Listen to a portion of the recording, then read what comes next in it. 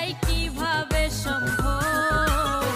তুই না জানলে কি হইব আল্লাহ জানে সব। তুই না জানলে কি হইব আল্লাহ জানে সব। তোর জায়গায় অন্যরে বসাই কিভাবে সম্ভব?